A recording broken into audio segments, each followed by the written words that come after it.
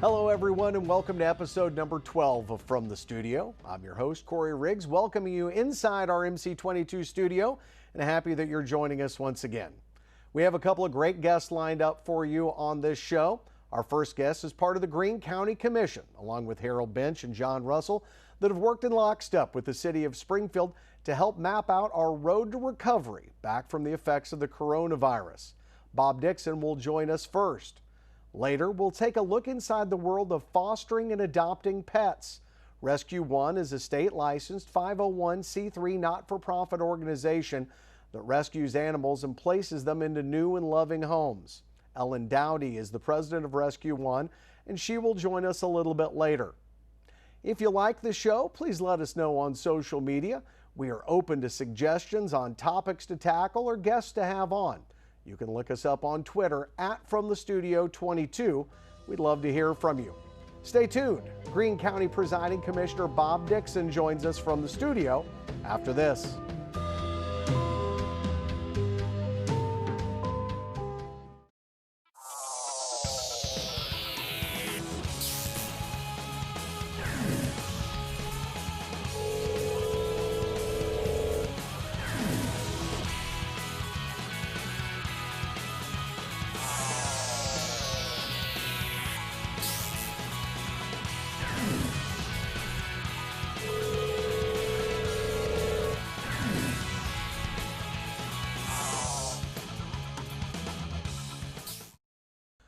Welcome back to From the Studio, everybody. Our first guest has been a public servant to the citizens of Southwest Missouri dating back to 2003 when he was a part of the Missouri House of Representatives until now, where he's the presiding commissioner of Greene County. Bob Dixon is our first guest on From the Studio today. Sir, how are you? I'm doing very well, Corey. Thank you. Well, thank you for taking the time to visit with us. I know things have been very busy for the last 3 or so months, but I wanted to have you on to talk to you about the cooperation that has had to go on in the midst of this pandemic, the coronavirus that all of us are so painfully aware of now. The city, the county, the health department have all had to work so closely on an hour-by-hour basis. You know, you're 90 plus days in now, Bob. What has that process been like, and is it different than it would have been under what we would call normal circumstances? Well, you know, Corey, in the Ozarks, normal circumstances really are that we work together. But through this scenario that we've been involved in the last 3 months, I have seen elected officials, public servants who are unelected but appointed, all across many jurisdictions, really take that level of Ozarks spirit of cooperation to a new and higher level. And I could not be more pleased with the spirit of unity. We're not precisely the same in all of our approaches, but the cooperation and the level of communication is second to none from what I'm hearing from my peers. Well, at the time of our taping, what a lot of people that are staying in the know as far as the moves and the restrictions here in Southwest Missouri know that we got through phase 1 of the Road to Recovery plan that you all have worked on. We're in the midst of phase 2, but we're nearing an opportunity where if the state, city, and county governments all agree, we can move toward phase 3. What is going to be the biggest difference for citizens here in Southwest Missouri as we change from phase 2 to phase 3, and what can people look forward to? Well, the way we will make the decision is how we have made the others, and that is based on the data that's available and presented to us at the time. And we have more data now than we have had at any point up to this point in the process. You know, in the very beginning, we were forced to deal with projections and models and what we saw playing out in other areas.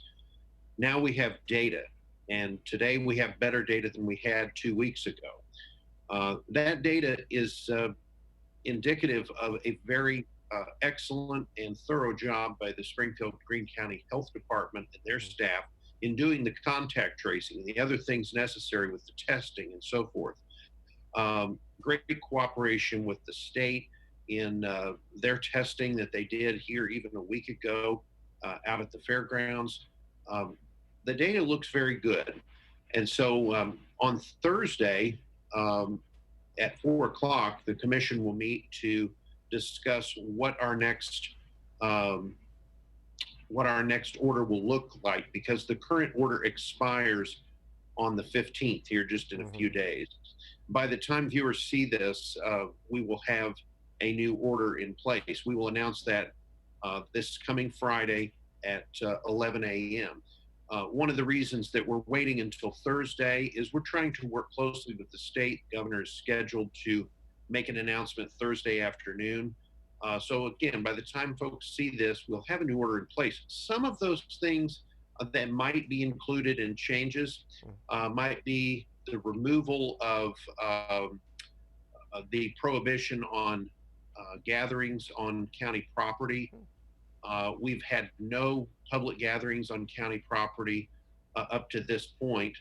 The courthouse is currently closed for safety reasons. We're doing all of our public services through online and telephone um, interaction unless an appointment is essential, and then we're asking folks to come and let our people know that they're here.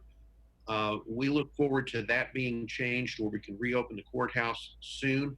We're trying to coordinate that with other governmental entities in the downtown Springfield area so we have a unified approach. That is something that could change soon. The other thing is, we're at 50% capacity in Greene County on almost everything, with the exception of where the state was at 25, and we're consistent with the state there. We have no restrictions on churches at this point. They were included previously in mass gatherings, and those are also at 50% up to this point. So there could be some changes there, but we are excited to be at another place where we can continue to reopen everything that has not just businesses, but really everything that has been affected by this pandemic. And I could not be more proud of the people of Greene County, the cooperation, and honestly, the deep sacrifice that has taken place by so many, and frankly, for so long. It's been a very, very difficult road for all of us. And I look forward to the days when all of the coronavirus is behind us. I'm sure you are not alone in that. Now, Springfield has garnered obviously the large portion of the media coverage of these sort of rules and restrictions and everything, but obviously you were the presiding commissioner of Greene County. There are other communities outside of Springfield. What has this pandemic been like in the smaller or more rural communities that sit inside the county line? Well, the cooperation level has been just phenomenal. From the very beginning, we were on the phone here in this office with mayors from all of our communities. I was personally on the phone with presiding commissioners in 8 or 9 counties in Southwest Missouri. Continue to have some of that interaction. Once the governor made a change in the state order and really moved back to a place where it was really up to counties to give those guidelines, we kind of all responded in a way that was appropriate for our community, including some of the municipalities within Greene County. And that's the way the system is supposed to work. The good thing is the communication level has been really thorough throughout that process and continues to be. Fortunately, we haven't had a lot of cases outside of the Springfield metro area, and it's a higher densely populated area, and we're still supportive of the more measured restrictions within the city of Springfield as it would be appropriate. But we are starting to see some cases outside of Greene County in the more rural areas. Fortunately, it's at a point now where our health providers can manage that. That was the goal, was to buy time so that we could manage the cases and not have our hospitals in this region that serve 1 million people in the MSA overwhelmed.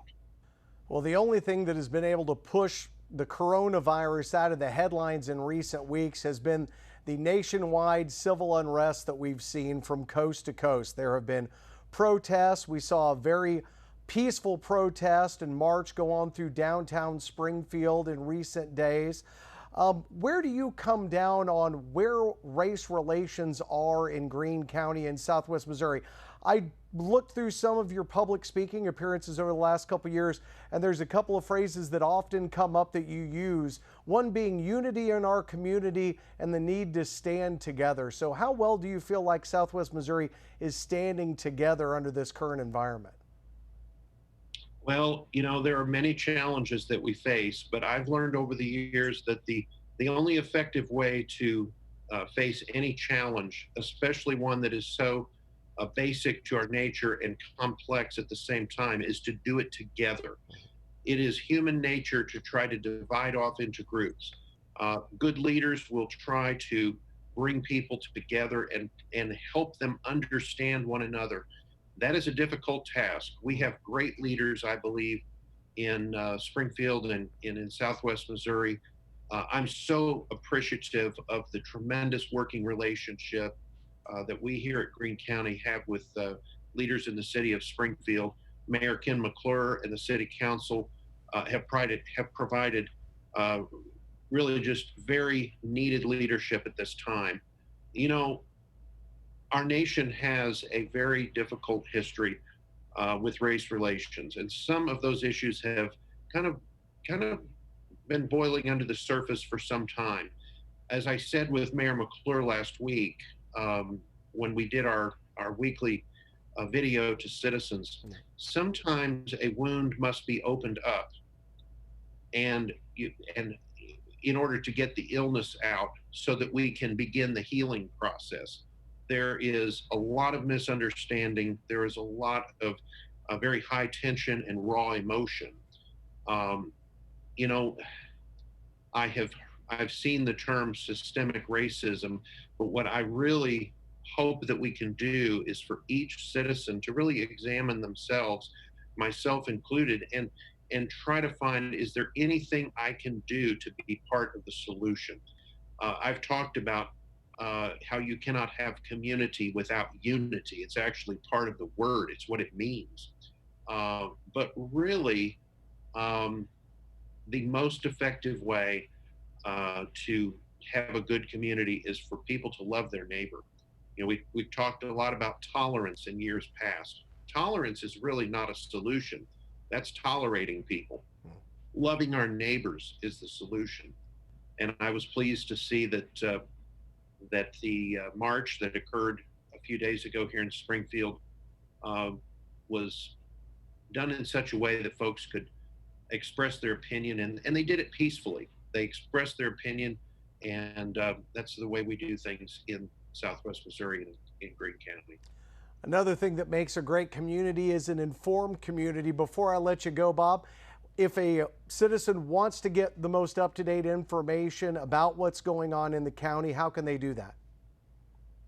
Well, the most effective way is to stay involved via our website, which is greenecountymo.gov. You can find any information that you need there with respect to any of our office holders or our commission departments, or follow us on social media, Facebook and Twitter. And we have regular updates there as well. All of our media updates with the Springfield Greene County Health Department are archived on their website and on the City of Springfield's website. Or if you ever want to get in contact with us, feel free to give us a call as well. And that information is on our website, all those phone numbers. Well, thank you so much for the time today. We greatly appreciate it. Greene County Presiding Commissioner Bob Dixon has been our guest. We'll be back with more from the studio here in just a minute.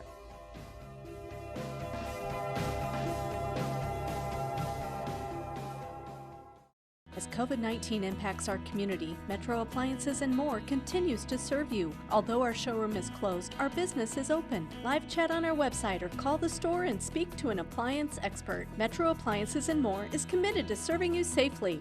Even in uncertain times, Blue Current remains open to serve you. At Blue Current, almost all services can be completed from your mobile device in the safety of your own home. Visit our website for details or download our app. Blue Current is committed to building better communities together.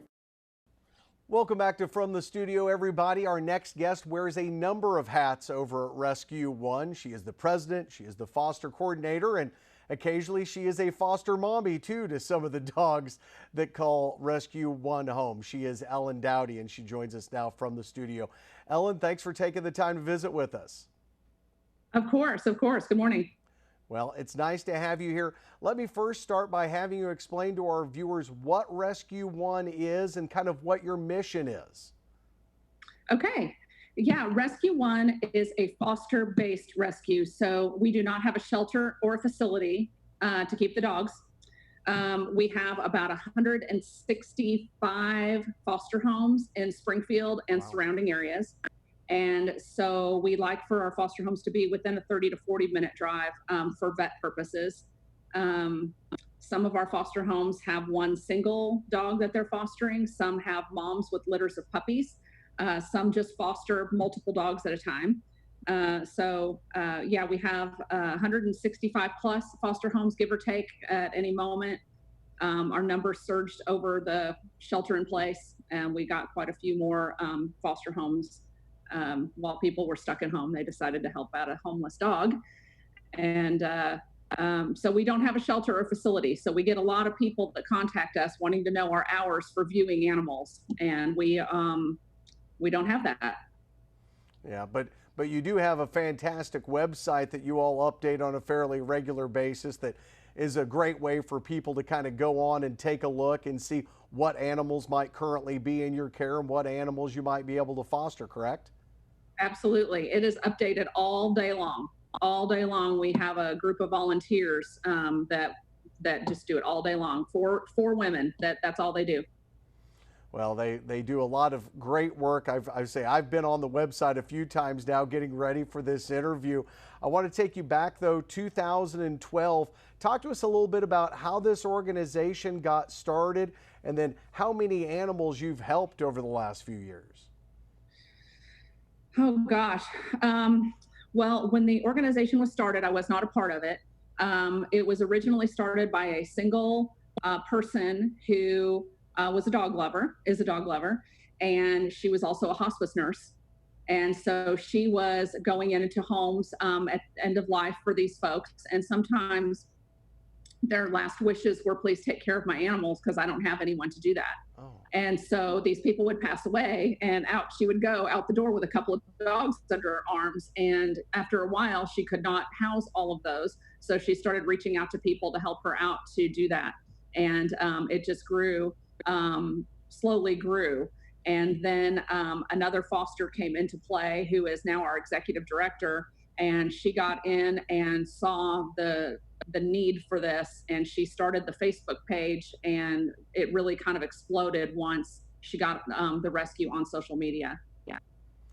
You've helped over 5,000 animals and counting since you all opened your doors. Is the problem of pet abandonment something that has continued to grow in your time with the organization? Is that something that you're just seeing more and more of? I suspect it's probably always been around, and it's just all in our faces more now because of social media. Rural areas tend to see a lot more of it when there's not guidelines, there's not law enforcement for animals, and really the resources are very limited. When someone contacts us because they don't know what to do with the dog, and we're full, and the Humane Society is full, and Haven of the Ozarks is full, and For the Love of Canines is full, and they have to be on a waiting list, some people can't wait. And sometimes those dogs get passed around to multiple homes that may not be good. They run off and they decide they're not going to go find the dog.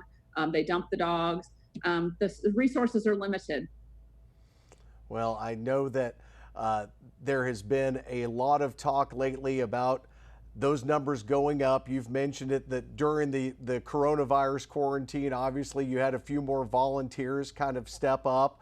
But talk to us a little bit about the benefits of how you all operate versus other options. You know, there's a lot of different ways for families to get a pet. You can go to a breeder, you can go to different places, but the idea of fostering before adopting an animal seems to be like a great roadmap for a family to introduce a new pet into their home.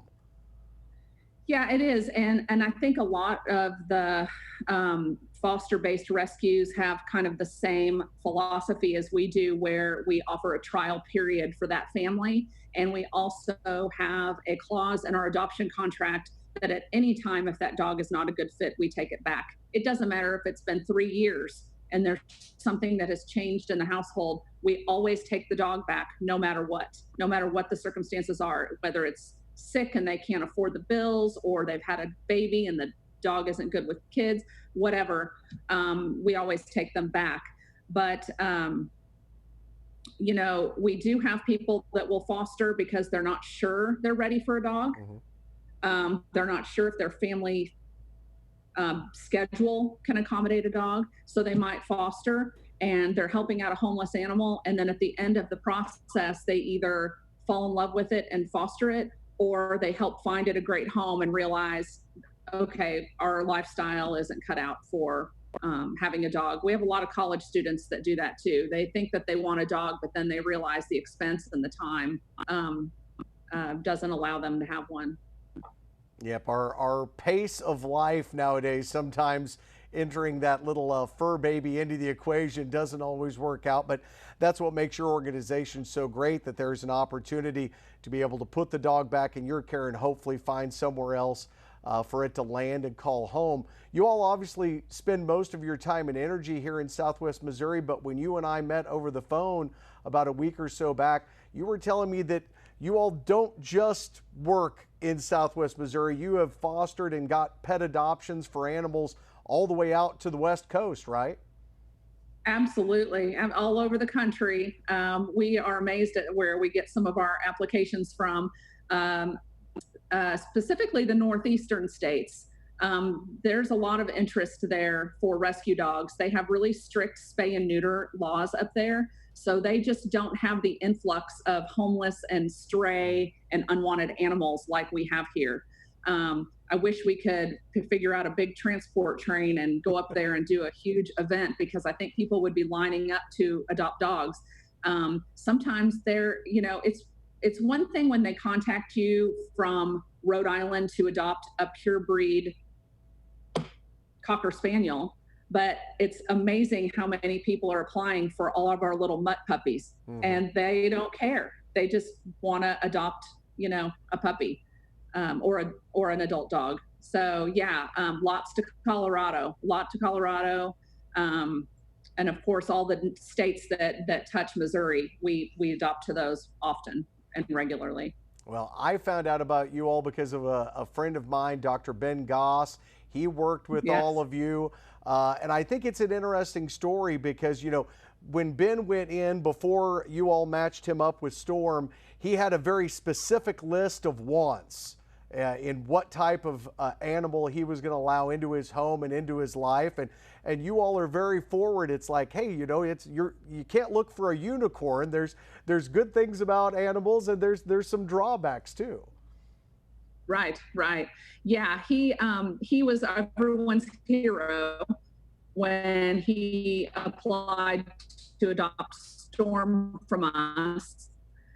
And Storm had a very rough background and almost euthanized at animal control.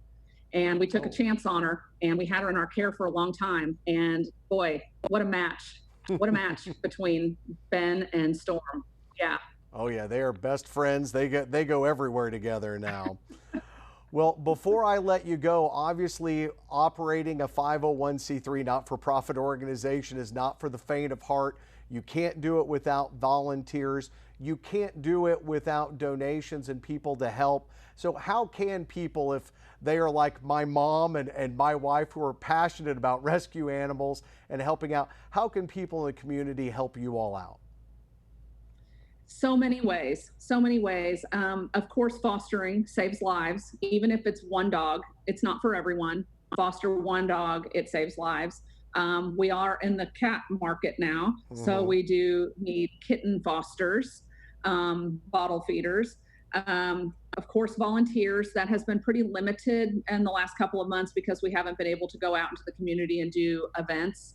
But we always have volunteer needs, whether it's laundry, organizing shelves in our office, walking dogs that might be stuck in boarding until we can find them a foster home. Then we also have our supply drive going on. It lasts for another day or two, June 12th. But we always have our Amazon wish list on our website. So right now we're really pushing to stock our shelves for the summer months.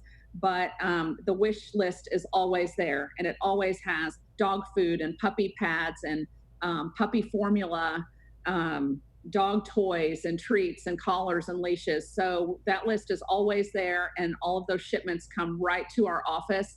And the UPS guys love us this time of year because they can deliver about 150 boxes a day to us to unpack and organize on our shelves.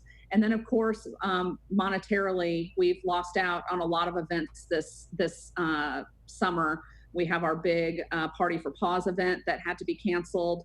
And then we had our golf tournament, which this was going to be our third year for the Canine Classic. And we're still discussing having it in the fall. But at this point, those were two of our bigger money-making events that we had to postpone and cancel. Yeah. Well, keep up the good work. I think what you all are doing is amazing and very much needed in Southwest Missouri. Ellen, thank you so much for the time, and we look forward to talking to you again down the road. Oh, sounds great. Thank you. Thank you. Ellen Dowdy from Rescue One joins us. We'll be back to wrap up this episode of From the Studio here in just a minute.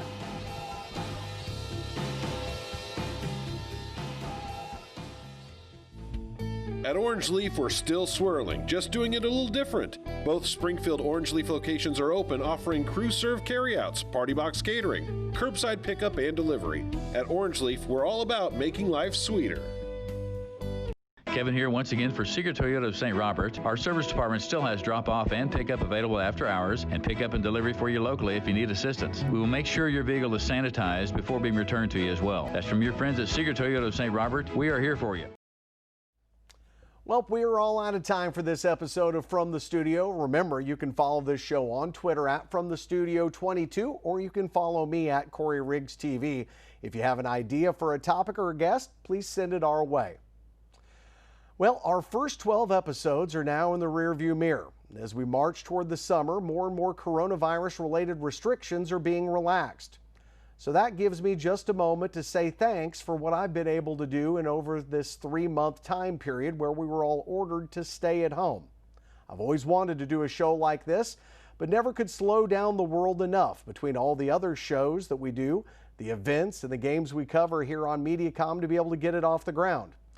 So I guess in a way I am thankful for my time in quarantine. I'm thankful for more than that though. None of us wanted to be locked down. Afraid to go to work, afraid to go to the store. But in the last 12 plus weeks, I have had more family dinners, more time to talk with my wife, to plan for the future, to play Xbox with my son, or simply work in the yard than I would have ever had if the world had kept spinning at its regular speed. We all have missed out on a lot over that time, I know. But for me, I'm going to try and look back on all of this and be thankful for the gift of time that I was able to enjoy. The great philosopher Ferris Bueller once said, life moves pretty fast. If you don't stop and look around once in a while, you could miss it. And I think that's true of this quarantine time we've all shared. Our final thank yous for this show go out to our guests, Greene County Presiding Commissioner Bob Dixon and Ellen Dowdy from Rescue One. And as always, thanks to all of you for watching. Until next time, for our MC22 crew, I'm Corey Riggs saying so long from the studio.